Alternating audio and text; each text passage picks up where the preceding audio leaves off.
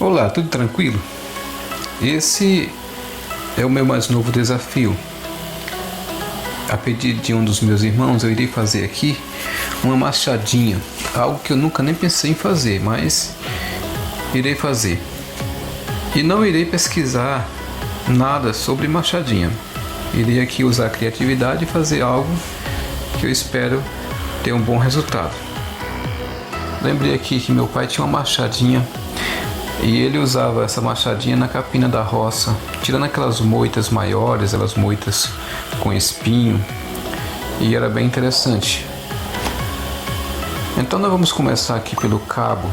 É um pedaço de madeira bem antigo, de uma demolição, um pedaço de ipê. Uma madeira muito resistente, uma madeira bonita, que dá um excelente acabamento.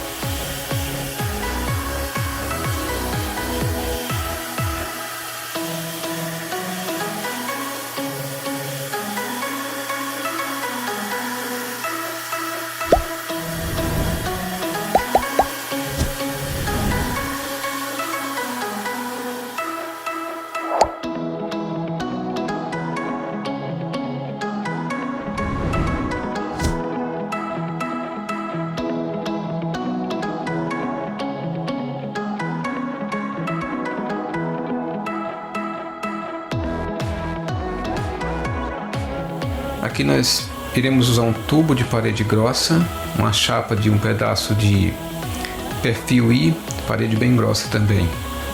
Os detalhes de corte e de solda eu não tive como gravar, mas você pode perceber que o tubo eu cortei e encaixei a chapa para que a solda ficasse o mais resistente possível.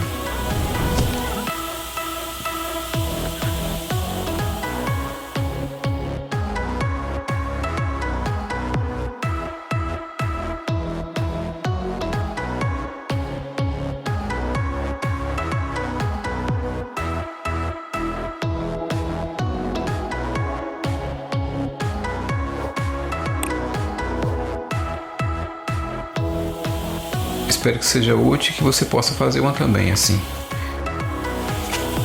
Ficou uma ferramenta muito bonita, um excelente resultado.